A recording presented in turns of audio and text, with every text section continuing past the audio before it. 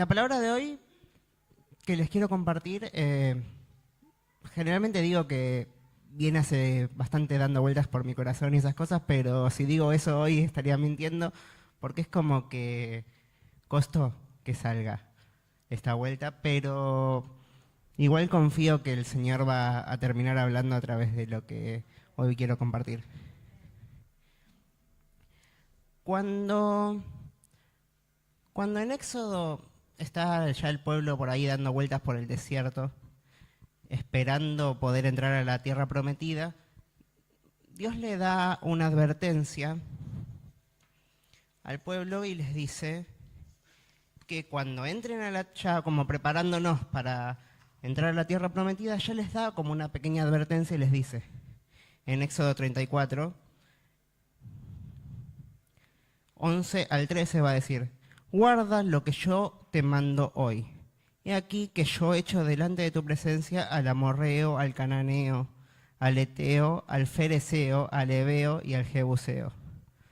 Guárdate de hacer alianza con los moradores de la tierra donde has de entrar, para que no sean tropezadero en medio de ti.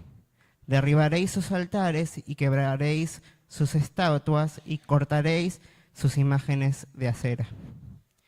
Es Dios diciendo, vos vas a entrar a la tierra esta que yo te prometí, que donde fluye leche y miel, pero tené mucho cuidado con todos los que habitan ahí, porque si vos haces alianza y te terminás mezclando con ellos, ellos te van a terminar influenciando más a vos que vos a ellos.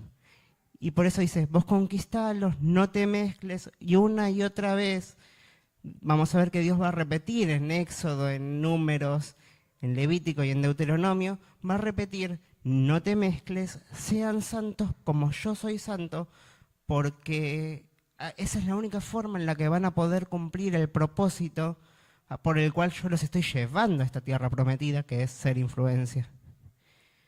Pero para eso es que Dios le dice, no se mezclen y santifíquense. Recién estábamos hablando y leíamos este salmo que decía que no hay un Dios que haga las maravillas que hace nuestro Dios. Y antes de entrar a la tierra prometida, Dios reafirma esto y les dice, de vuelta, santifíquense porque mañana yo voy a hacer maravillas entre ustedes. Y el pueblo arranca con todo el ímpetu y empieza obedeciendo esto, con alguna que otra trastabillada, pero obedeciendo en su gran mayoría, pero llega un momento que Josué ya está viejo y dice, bueno, conquistamos hasta acá. Ahora ustedes van a tener que seguir conquistando. Y es en ese momento que Josué va a decir, yo y mi casa serviremos a Jehová, pero ustedes decidan lo que decidan. Y dependiendo de lo que decidan, van a ver las consecuencias que van a tener. Si obedecen a Dios, las bendiciones los van a alcanzar. Es el discurso que les repetía Moisés antes de morir también él. Vemos esto, ¿no? Como que la generación que está por morir tiene esta advertencia de no se olviden de lo que Dios hizo antes, pero ustedes tienen que tomar también una decisión conscientemente de seguir caminando en pos de lo que Dios les pidió. Y vemos que, bueno, muere Josué y el pueblo se va a empezar a olvidar de lo que Dios había hecho. Y es ahí que llegamos al libro de los jueces. Y hoy yo quiero hablar de uno de estos jueces, que los jueces son como los líderes de Israel que los levantaba en este tiempo, porque vamos a ver que hay un ciclo que se repite en este momento de la historia de la Biblia, y ese también un ciclo que se repite muchas veces en la historia de nuestras vidas personales, y es, buscamos a Dios, Dios nos responde lo que le estamos pidiendo en ese momento, pasa un poquito más de tiempo y ya nos olvidamos de lo que Dios hizo, y ese mismo Dios que cantamos que había hecho maravillas en medio nuestro, queda desperdiciado y queda corrido del primer lugar en nuestro corazón. Entonces, esto es lo que va pasando con el pueblo.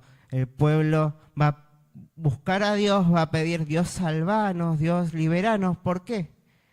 Porque empezaba a desobedecer y se empezaba a mezclar con los otros pueblos y los otros pueblos terminaban conquistándolos y oprimiéndolos.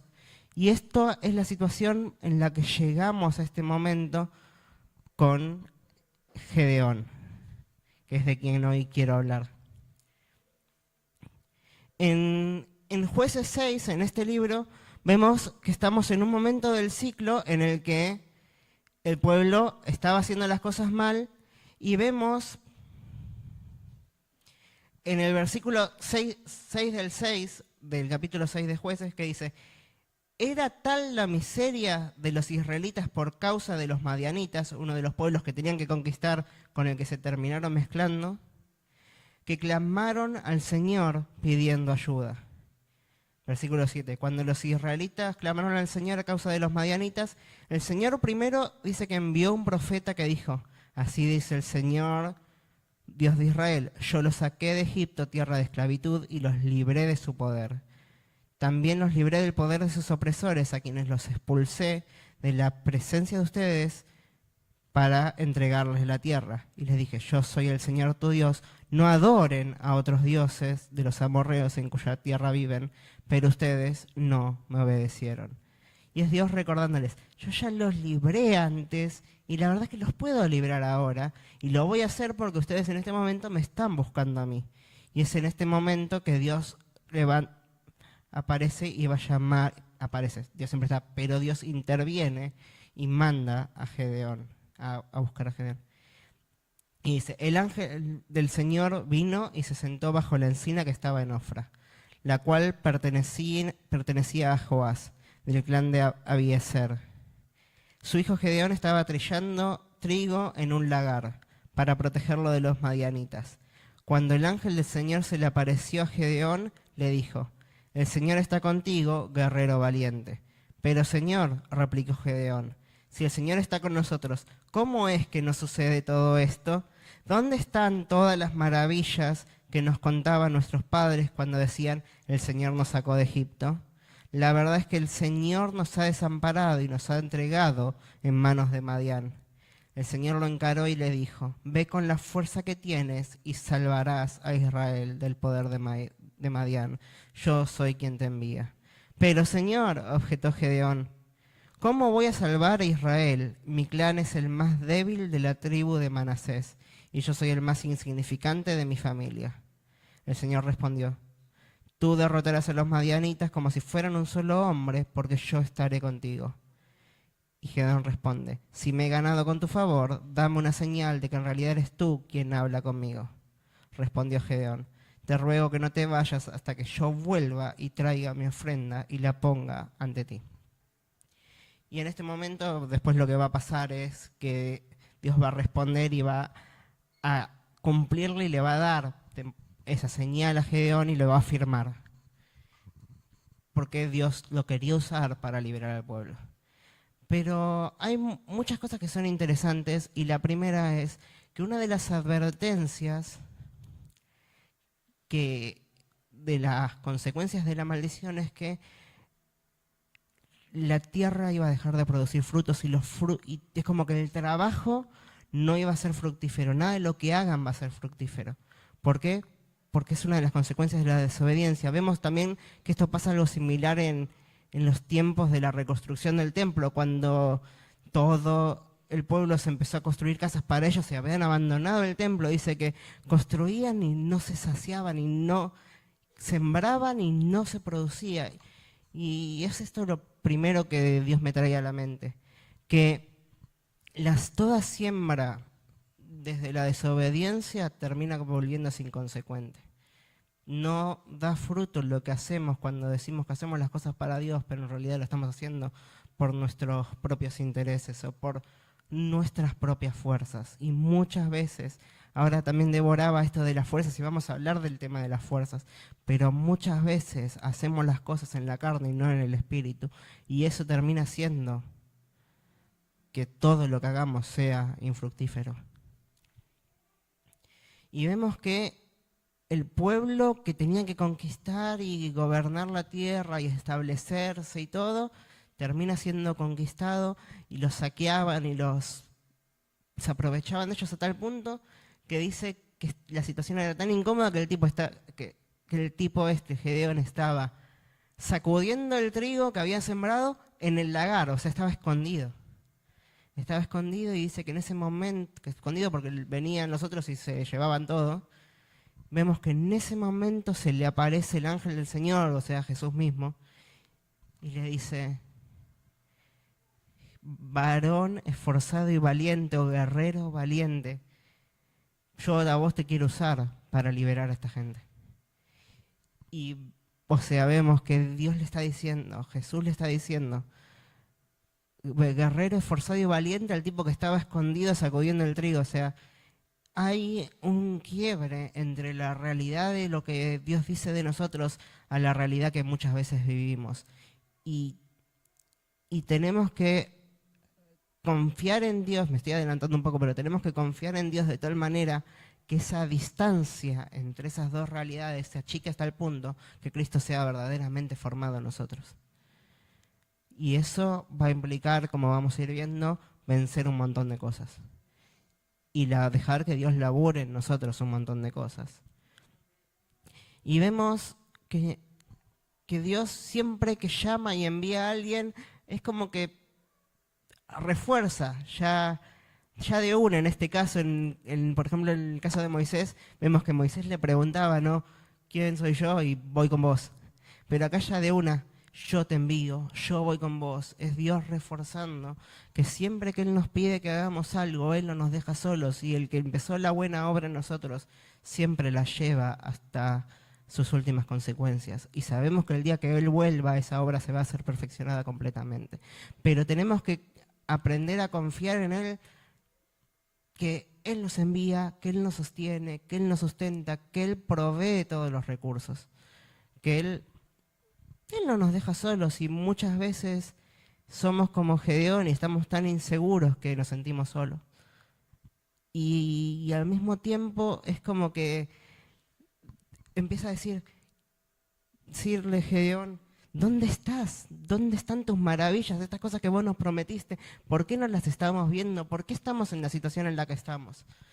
Y bueno, en este caso puntual, sabemos que la situación en la que estaba el pueblo era a causa de la desobediencia, pero Dios le está diciendo, bueno, yo igual puedo revertir esta situación porque yo sigo estando en el medio de esta situación.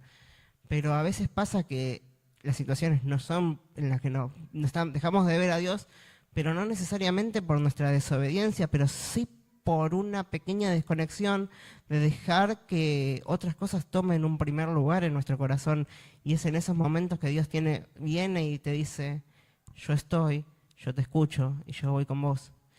Pero no vamos a ver nunca las maravillas de Dios sin antes empezar a caminar en obediencia nuevamente.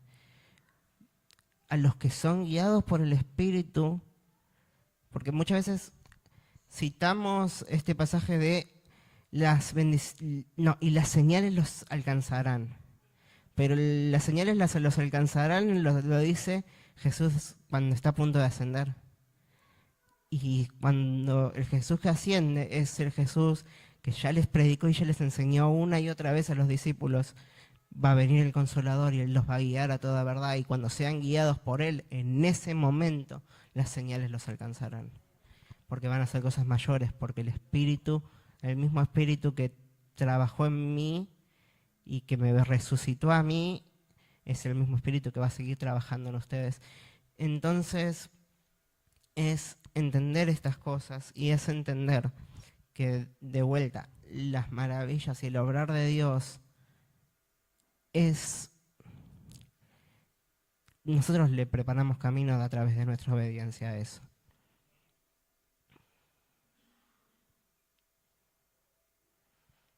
Pero a veces pasa, Dani siempre o muchas veces explicó esto, ¿no?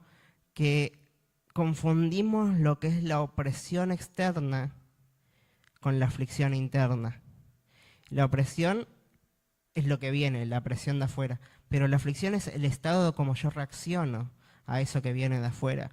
Y muchas veces estamos en situaciones en las que la presión de afuera es tanto que me termina afectando adentro porque corrí la mirada de Dios. Pero si permanecemos con la mirada de Dios, afirmados en nuestra identidad en Él y con la guía del Espíritu Santo, no importa qué tan fuerte sea no va a importar qué tan fuerte va a ser la opresión externa, porque Él ha vencido. Y eso es lo que viene enseñando Jesús. Todo lo que tiene el Padre es mío, va a decir en Juan 16:15. Todo lo que tiene el Padre es mío, por eso dije que tomará de lo mío y os lo hará saber. Estas cosas os he hablado para que en mí tengan paz. En el mundo tendréis aflicción, pero confiad, yo he vencido al mundo. Es entender esto, ¿no? Que este Gedeón, que pues, no conocía las maravillas de Dios, sino que solamente las había escuchado de lo que él había hecho antes, y no había todavía comprobado qué tan bueno es el Señor, es Dios mismo diciendo, confía, me estoy dando a conocer y me voy a dar a conocer, y yo voy a obrar a través de tu vida.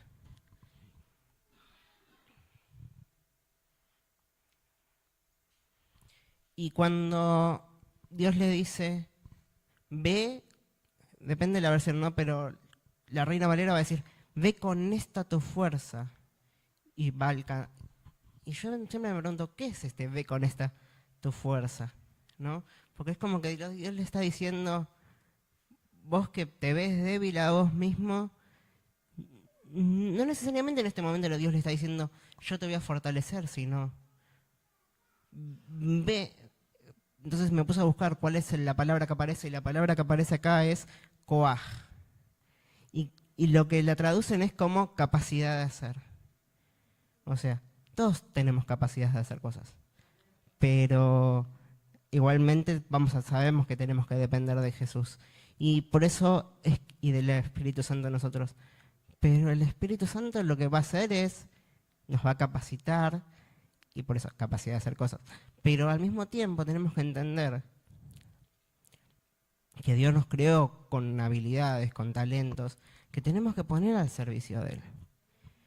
Y en este momento es Jesús diciendo, hay mucho potencial en vos, en esta realidad, pero como estás lejos mío, esto no está creciendo. Pero si vos te afirmás en mí, esto que vos tenés va a terminar creciendo. Entonces acá lo que está diciendo es, en vos hay una semilla que conectada al árbol, conectada a la vid, va a dar fruto, pero lejos de la vid, de nada sirve, nada de lo que tenemos. Se termina atrofiando todo lo que tenemos. Y entonces acá es cuando Dios le decía, cuando Dios le dice, ve con esta tu fuerza, se me venía a la mente la idea de que el Espíritu Santo nos capacita y que tenemos, y a veces esperamos como que el Espíritu Santo nos capacite o nos dé algo, y vamos a ver que Gedeón va a pedir señales también, pero cuando Dios le dice, ve con esta tu fuerza, es, yo te voy a seguir capacitando, yo te voy a seguir sosteniendo, pero ya tenés todo, es hora de que empieces a caminar en base a la palabra que te estoy diciendo y las palabras que te voy a seguir diciendo, porque vamos a ver que le va a dar instrucciones bastante claras de lo que tiene que ir haciendo. Pero la idea acá es empezar a caminar y capaz dejar de esperar que esté todo resuelto. Por ejemplo, se me venía a la mente que en 2 de Pedro 1:3 va a decir, en su divino poder hará darnos conocimiento de aquel que nos llamó por su propia gloria y excelencia. Nos ha concedido todas las cosas que necesitamos para vivir con devoción. Todo lo que necesitamos para la vida y la piedad, lo tenemos. Otras versiones van a decir. Y es afirmarnos en esta realidad. Otro pasaje va a decir, porque ustedes tienen la mente de Cristo, tiempo presente, y estamos como esperando que Dios venga y nos siga capacitando y nos siga enviando y nos siga confirmando aquello que ya nos habló. O al mismo tiempo estamos esperando ser útiles para hacer caminar en las buenas obras que va a decir en Efesios que Él preparó de antemano. Estamos esperando hacerlo de vuelta con nuestras propias fuerzas y eso va a ser un problema. Por ejemplo, en 2 Timoteo 2:21 va a decir, así que si alguno se limpia de estas cosas, será instrumento para honra, santificado, útil al Señor y dispuesto para toda buena obra. Es esta idea. Dios va a querer usarnos, pero al mismo tiempo para que esas capacidades sean usadas completamente por Él, es necesario que haya una limpieza interna en nuestro corazón, una santificación, una consagración. Y vamos a ver esto ahora en unos instantes en la vida de Gedeón. Pero vemos como que a pesar de todo esto, a este tipo lo puede la incredulidad en un principio. De vuelta, porque no conocía a Dios, porque vivía de la fe que le habían dicho, pero no lo habían experimentado, porque el pueblo estaba completamente desviado en ese momento, Y otro peligro que tenemos es confiar en nuestras propias habilidades constantemente. No es el caso acá de Gedeón, por lo menos en este momento en la historia, en su historia.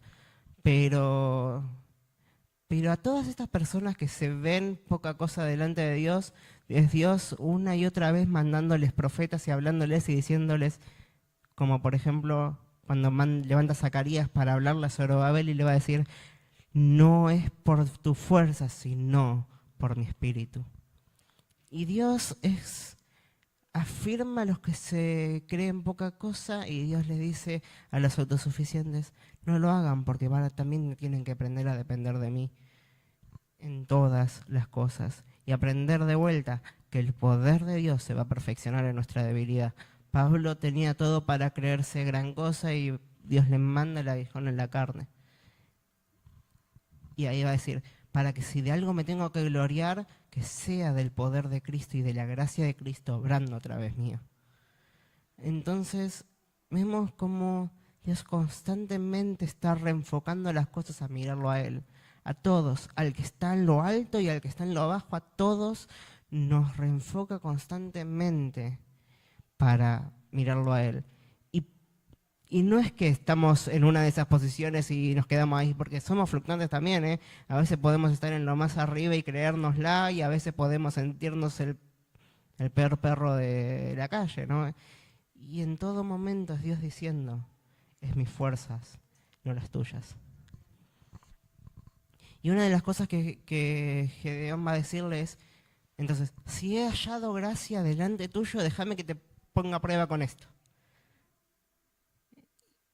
Y esta idea, ¿no? Si he hallado gracia, si cuento con tu favor, otras versiones lo van a traducir, tenemos que entender, ¿no? Que todos y cada uno de nosotros no tenemos que llegar a tal punto porque sabemos que contamos con el favor del Señor cuando creemos en Él. En Romanos 5, 3 al 5 va a decir, y no solo esto, sino también nos gloriamos en las tribulaciones, sabiendo que la tribulación produce paciencia y la paciencia prueba, y la prueba esperanza, y esta esperanza no avergüenza, porque el amor de Dios ha sido derramado en nuestros corazones por el Espíritu Santo que nos fue dado. Es entender esto, ¿no? O sea, Gedeón en ese momento tímido como es, pero también por el tiempo en el que todavía estaba la ley imperando, es que él dice, si cuento con tu favor, bueno, por favor, sí, mostrame esta señal.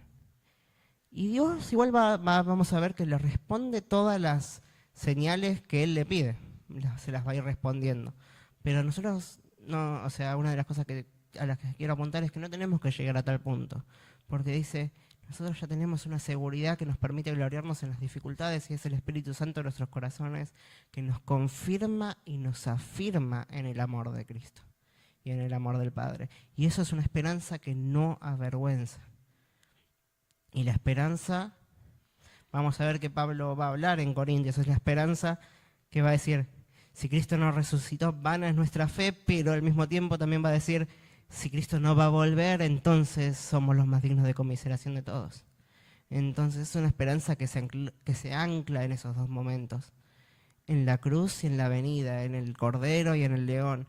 Pero tenemos que entender que al igual que Gedeón, a veces igual es como que seguimos necesitando una confirmación Y es complicado, porque tenemos que empezar a dejarle lugar al Espíritu Santo.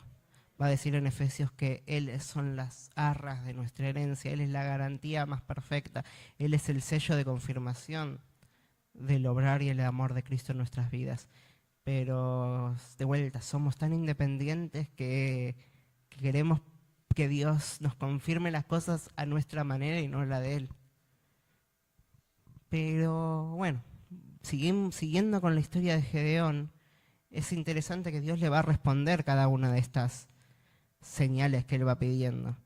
Y después de esta primera señal dice que de noche él sale y va a derribar uno de los altares que estaba por ahí, por su zona.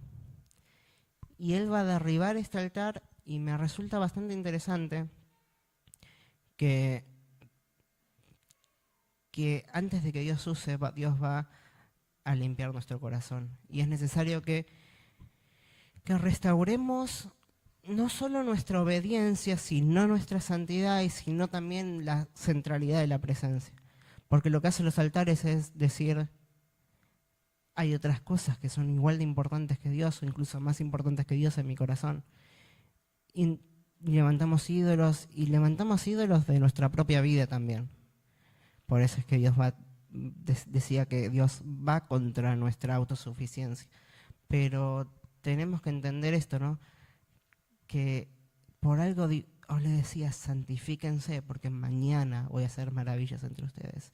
Y necesitamos restaurar la centralidad de su presencia, porque si no nos arraigamos a su presencia, nada de lo demás va a fluir.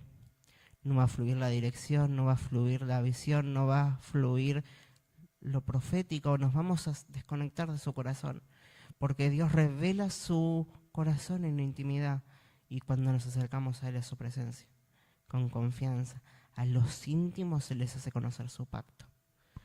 Entonces, es empezar a restaurar la obediencia y empezar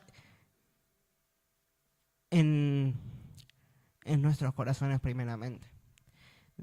Leíamos en Timoteo, ¿no?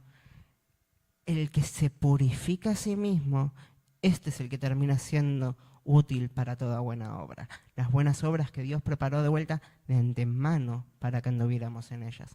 Es empezar a conectar todas las ideas, ¿no? Y aunque estemos hablando de una historia del Antiguo Testamento, vemos cómo el patrón va siguiendo. Y el patrón es, Dios va a restaurar la obediencia, Dios va a derribar altares, porque Dios quiere levantar gente que lo conoce a Él a tal punto que, como Daniel y José también lo decía, lo leía el domingo, ¿no? El pueblo que conoce al Señor se esforzará y actuará. Entonces por eso es que tenemos que empezar a conocerlo a Él para poder responder como Él quiere que respondamos. Y vemos que la fe de Gedeón era, en un principio parece, podemos juzgarla, o tenemos esta tendencia a juzgarla, ¿no? Uy, mírenlo, necesitaba las 3 señales y todo. Pero una de las cosas que Dios me venía hablando es, Dios no juzga la fe de la gente.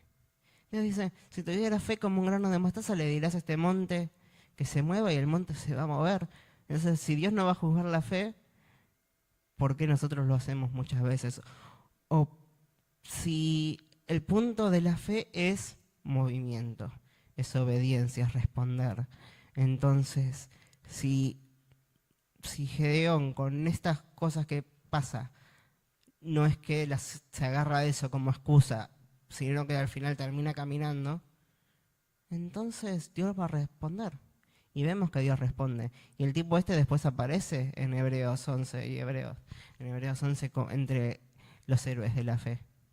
Entonces, de vuelta, ¿por qué a veces somos tan rápidos para decir, uy, qué poca fe, cuando a veces le voy a tener que repetir lo mismo a esta persona?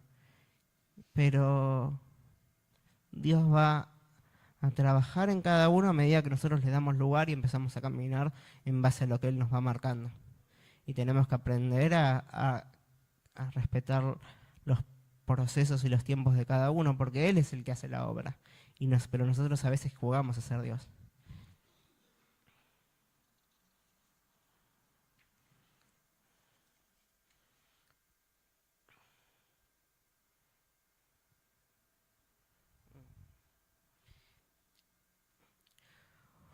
Cuando, cuando el pueblo venía, igual este pueblo hace algo, el pueblo de Israel cuando está Jesús por ahí, ya caminando en la tierra, dice que también se le acercan a él y le piden una señal.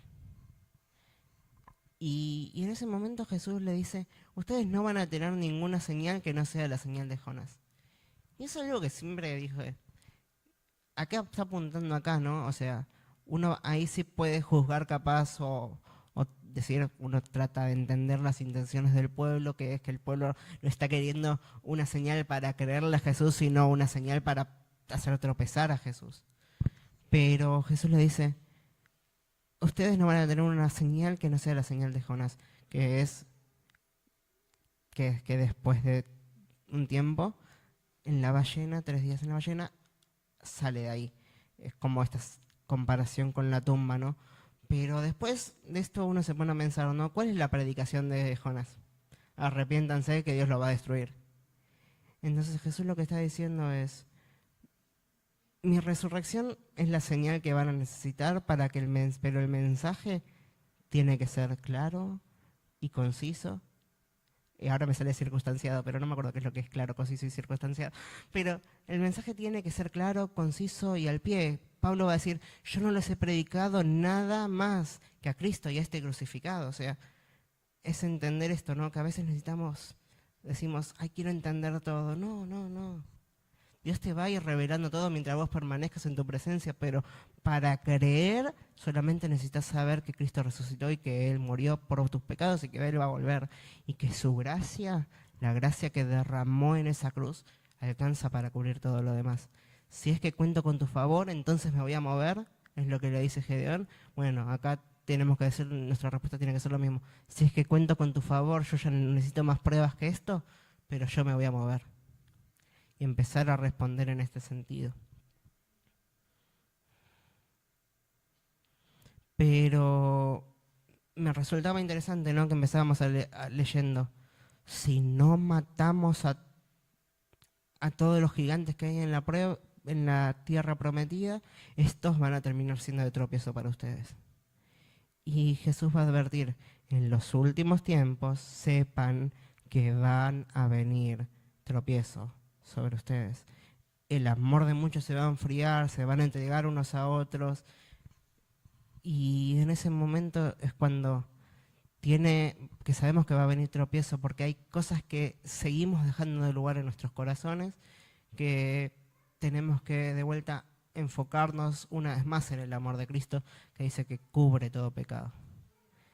Vestidos de amor, que es el vínculo perfecto, y perdonados y soportados unos a otros. Es una y otra vez, es cómo combatimos el tropiezo, obviamente con conocimiento, con entendimiento, con un corazón que se va limpiando y empieza a distinguir cuando hay algo que es una trampa y cuando no, y empieza a tomar decisiones conscientes de santidad. Sí, eso es verdad. Pero al mismo tiempo tenemos que empezar a afirmarnos en el amor de Cristo. Y ser guiados en el Espíritu, y la paz del Espíritu dice que viene sobre todo el cuerpo. Porque a veces pensamos en la paz como una idea puramente individual, pero la paz también es corporativa. Y la paz es corporativa, va a decir en Colosenses, porque hay un pueblo que se vistió de amor y se sostiene y se perdona y una y otra vez vuelve a los pies del Maestro. Entonces, en base a todo esto es que entendemos, ¿no? Con conocimiento y con todo nos movemos. Y todo esto es lo que Dios termina usando, ¿no? Cuando nos limpiamos y restauramos la centralidad de la presencia, dice que después Dios va a levantar un ejército de 300 hombres, que eran los peores de todos para avergonzar a los sabios, podemos entender, que eran los que, en la escena esa del estanque que empezaban a beber, así que en la lengua. Bueno, esa escena es el ejército que va a terminar levantando Gedeón. Pero es interesante de vuelta, porque el que se veía inseguro levanta un ejército con los peorcitos. Una de las explicaciones que encontraba es que fueron los que más se expusieron a la hora de beber. Por eso es como los más vulnerables, los que menos miedo y cuidado por su propia vida tenían. Eran los que Dios terminó levantando. Pero Dios va a usar a estos hombres. Pero vemos que esta es una instrucción que Dios le da clara y Gedeón la sigue al pie de la letra, esa instrucción clara.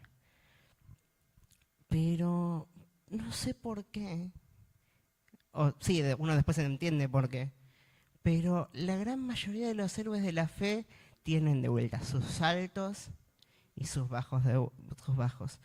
Y Pablo va a decir, yo terminé bien la carrera y estoy conforme, porque peleé la buena batalla y guardé la fe.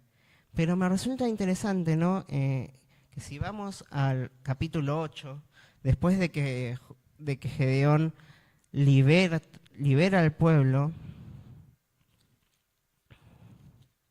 Jueces 8, dice que el pueblo va con Gedeón, el pueblo ya liberado va con Gedeón y le dice, entonces, versículo 22 del 8, entonces los israelitas le dijeron a Gedeón, gobierna sobre nosotros, y después de ti, tu hijo y tu nieto, porque nos has liberado del poder de los madianitas. Pero Gedeón les dijo, yo no los gobernaré, ni tampoco mi hijo, solo el Señor los gobernará. Bien, hermosa la respuesta, hasta ahí me encanta. Pero sigue, pero tengo una petición, añadió, que cada uno de ustedes me dé un anillo de lo que les tocó del botín. Era costumbre de los ismaelitas usar anillos de oro. Ismael, ¿es pueblo de la promesa o no pueblo de la promesa? ¿No? Sigamos. Con mucho gusto te los daremos, le contestaron. Así que tendieron una manta y cada hombre echó en ella un anillo de su botín. El peso de los anillos de oro que él les pidió llegó a 19 kilos, casa nueva. Sin contar los adornos, los aros y los vestidos de púrpura que usaban los reyes madianitas, ni los collares que llevaban sus camellos. Con el oro, Gedeón hizo un efod que puso en Ofra, su ciudad.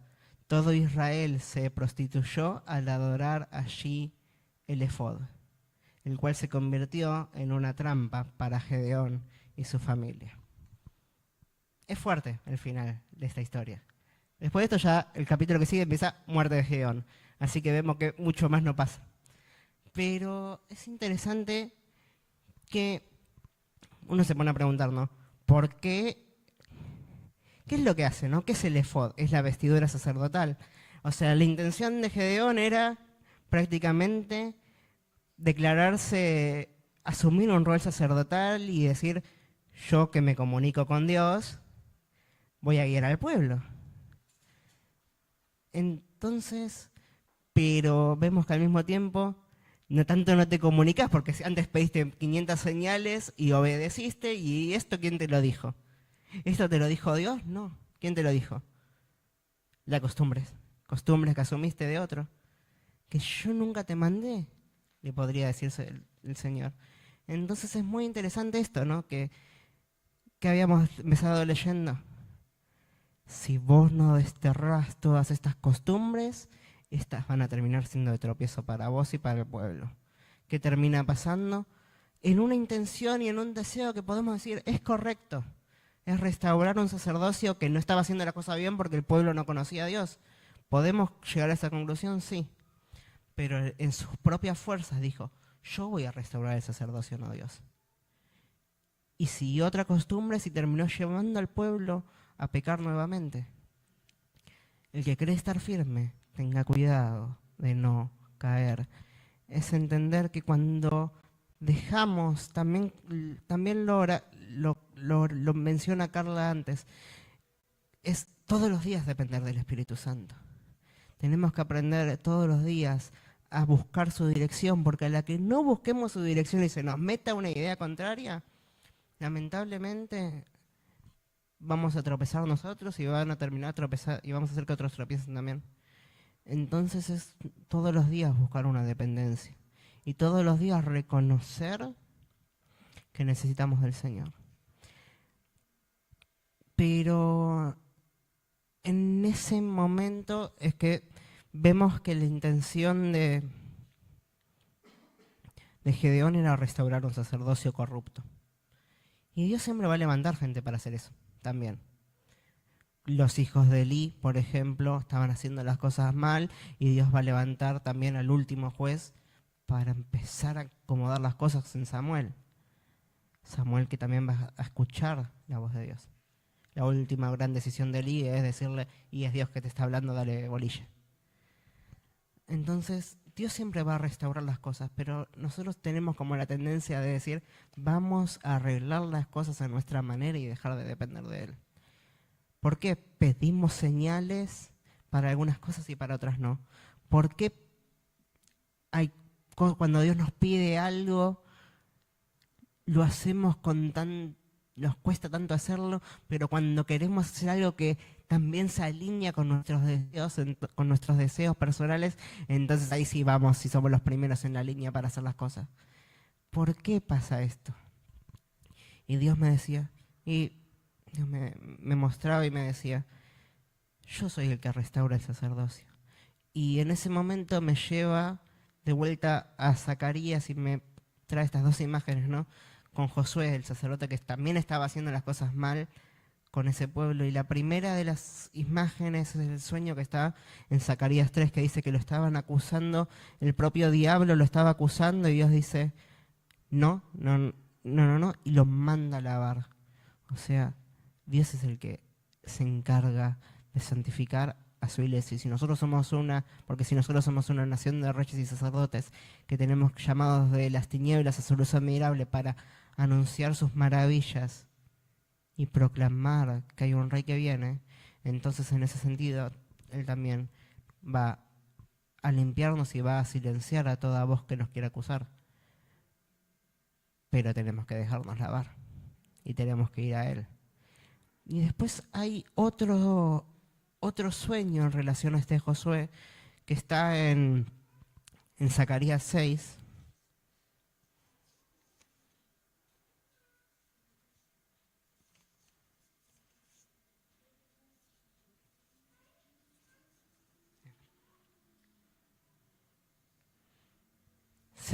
Desde el 9, dice, la palabra del Señor vino a mí. Ve hoy mismo a la casa de Josías, hijo de Sofonías, que es a donde han llegado de Babilonia los exiliados de Heldai, Tobías y Gedeías. Recíbeles la plata y el oro que traen consigo, también recíbela, y con ese oro y esa plata haz una corona, la cual pondrás en la cabeza del sumo sacerdote Josué, hijo de Josadac, y dirás a Josué de parte del Señor de los ejércitos. Este es aquel cuyo nombre es renuevo, pues echará los renuevos de sus raíces y reconstruirá el templo del Señor. Él reconstruirá el templo del Señor, se revestirá de majestad y se sentará a gobernar en su trono. También un sacerdote se sentará en su propio trono y entre ambos habrá armonía. Acá vemos una contraparte. Acá también está alguien juntando plata y oro para construir algo, pero la diferencia es que acá el que lo manda es Dios.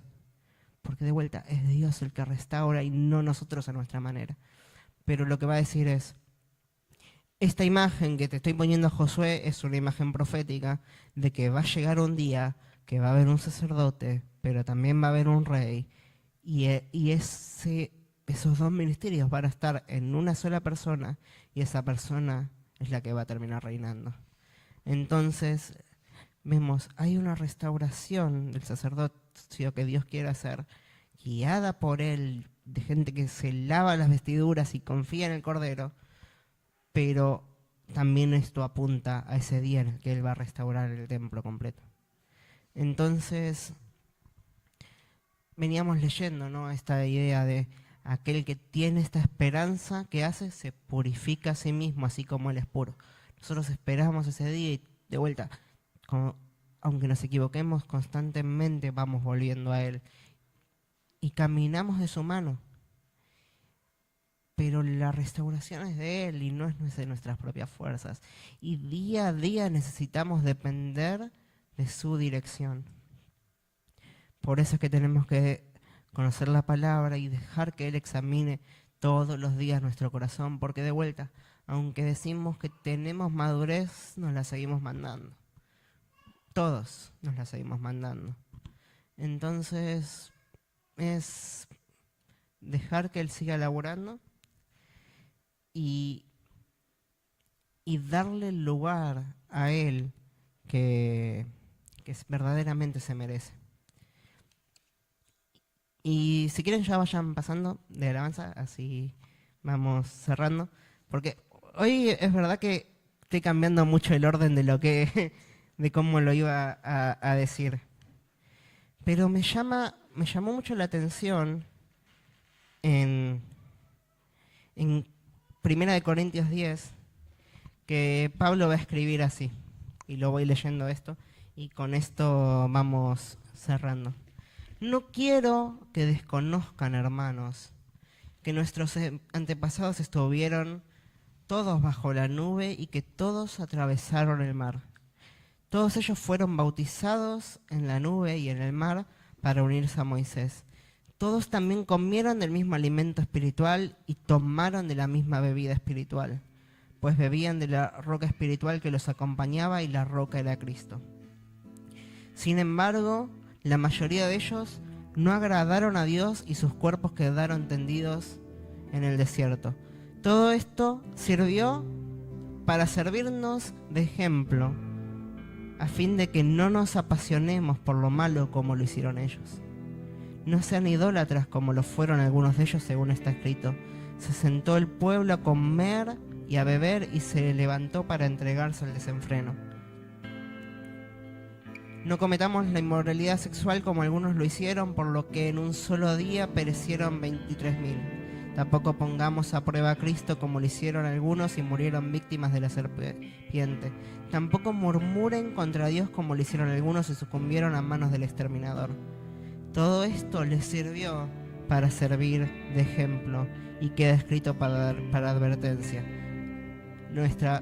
Advertencia nuestra, pues a nosotros nos ha llegado el fin de los tiempos. Y acá es cuando el pasaje que leíamos antes. Por lo tanto, si alguno piensa que esté firme, tenga cuidado de no caer. Es entender esto, ¿no? Esto, lo que pasó antes, como va a decir en Eclesiastés, va a seguir repitiéndose. Pero tienen esta advertencia ustedes. No dejen que su amor se apague. No dejen que la presencia pierda su lugar de preferencia, su lugar central. Y entender esto, ¿no? Van a venir tiempos peores, dice, hasta que llegue el día. La noche va a seguir avanzando hasta que llegue ese día. Como los días de Noé, todo se va a ir yendo. Pero de vuelta está este contraste que siempre se resalta. Los que entienden las señales y no buscan otras señales, sino que dicen, hay misterios que hay que descubrir. Esos son los que se van a entender las cosas y se van a esforzar y van a actuar. De vuelta, ¿por qué? Porque le dan lugar a que el Espíritu Santo, las arras de nuestra herencia, afirme que son amados y su identidad de hijos en Cristo. Y ahora sí, última cosa y cierro. A este Zorobabel también, que le dice, no es con tus fuerzas, porque Dios se la pasa repitiendo estas cosas, dice, yo te pondré a ti como anillo de sellar. Y este es un pasaje que siempre me da vueltas. Es como que, ¿a qué está apuntando? Uno entiende que después de ese linaje viene Cristo. Del linaje del imperfecto que pudo hacer las cosas bien porque dependió de él vino el Mesías. De vuelta, Dios usa lo peor de todo para avergonzar a los sabios, pero Dios tiene un plan con cada uno de nosotros. Y de vuelta, ¿somos lo peor? Sí, posiblemente sí. Y si creemos que no, bueno, estamos en problemas. Pero Dios quiere sellar su propósito en esta generación. Y Dios quiere decir, déjense usar por mí, déjense usar por mí.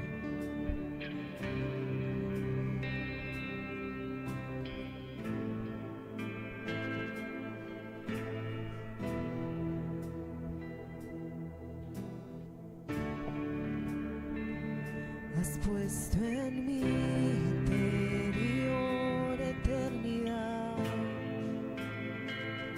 y este vacío solo tú puedes llenar. Te has convertido en mi mayor necesidad, Jesucristo.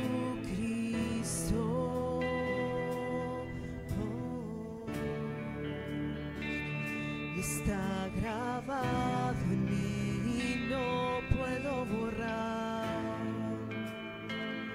Yo soy tuyo, tú eres mío por la eternidad, y tu poder se perfecciona en mi debilidad, Jesucristo.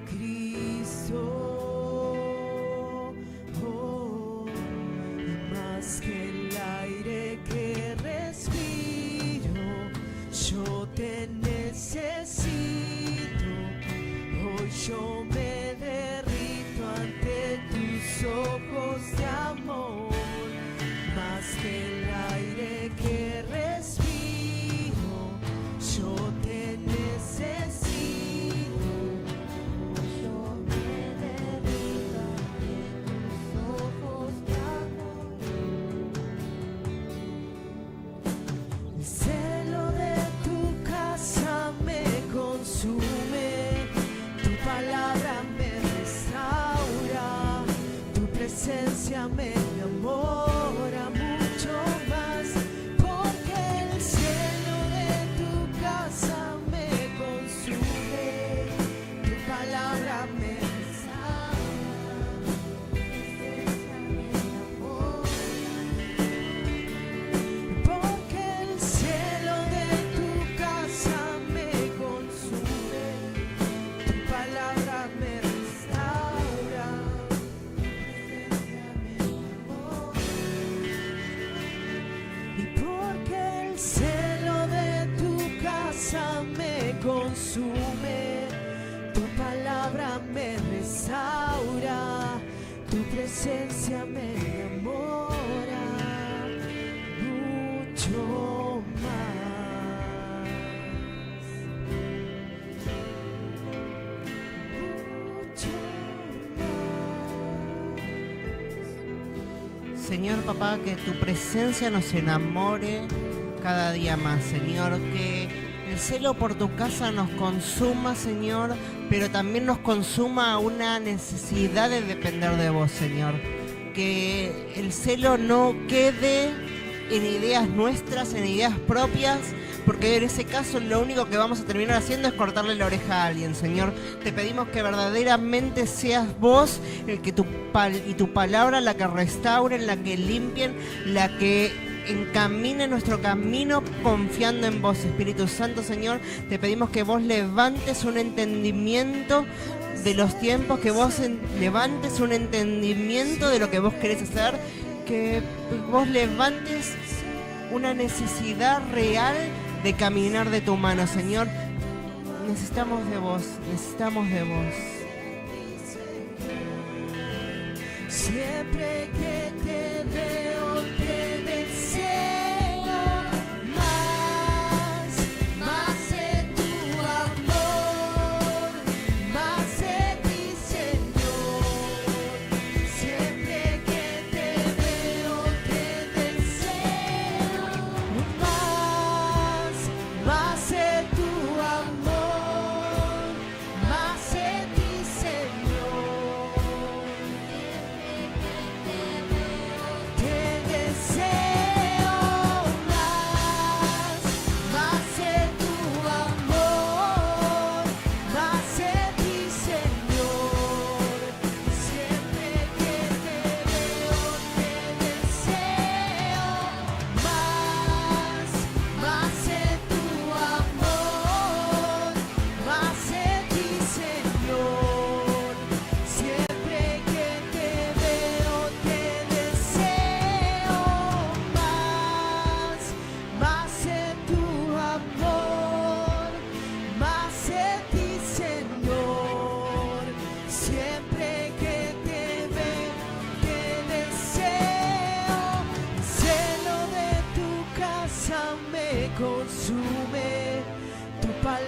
palabra me restaura, tu presencia me enamora mucho más, porque el celo de tu casa me consume, tu palabra me restaura, tu presencia me enamora mucho más, porque el celo de tu casa me consume, tu palabra me restaura, tu presencia me enamora mucho más.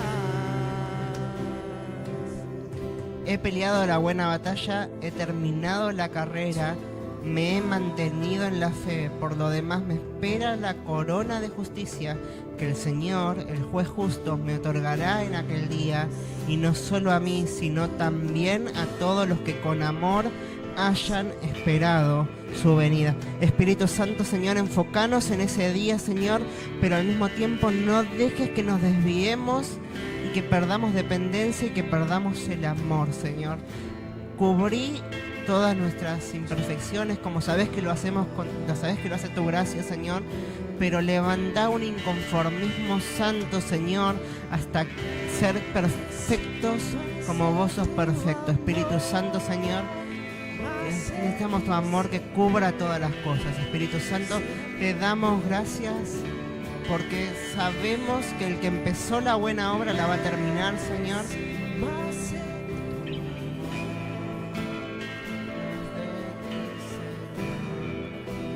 Siempre que te veo te deseo más de tu amor, más de ti, Señor. Siempre que te veo te deseo más de tu amor, más de ti, Señor. Siempre que te veo te deseo más de tu amor.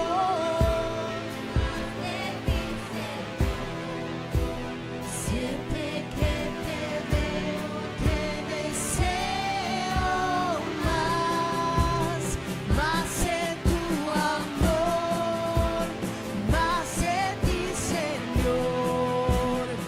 Siempre que te veo te deseo más de tu amor, más de ti, Señor. Siempre que te veo te deseo más de tu amor.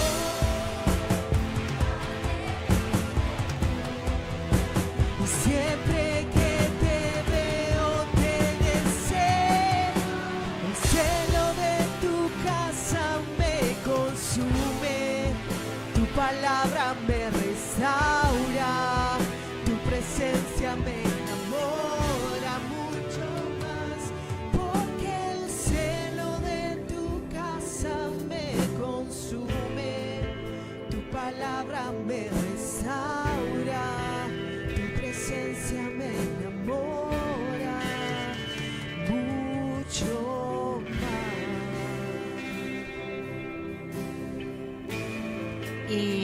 Y ahora, para terminar, quiero que volvamos a hacer una oración que creo que tenemos que empezar a hacer todos los días. Lo comentaba, creo, la otra vez que compartía, y ahora también la leímos un poco antes, que es el Salmo 86:11. Instrúyeme, Señor, en tu camino, para conducirme delante de ti con fidelidad. Dame integridad de corazón para temer tu nombre y no otro nombre. Depender de vos, serte fiel y ser lleno de tu amor que cubre todas las faltas, Señor. Te damos gracias, papá, porque vos sos fiel y porque vos siempre estás ahí trabajando y vos nunca te abandonás de nuestro lado, Señor, y porque tenemos una esperanza firme en vos que no avergüenza, y tu Espíritu Santo la confirma día a día. Gracias, Jesús, una vez más por todo lo que venís haciendo, pero por todo lo que vas a seguir haciendo, las maravillas que vas a seguir haciendo en medio nuestro, porque somos un pueblo que va a decidir santificarse y conocer tu palabra y esforzarse en todas estas cosas, porque te conoce a vos y porque conoce que vos sos fiel y vos sos más poderoso que cualquier otro Dios. En tu nombre, Jesús, te damos gracias una vez más. Amén, amén y amén.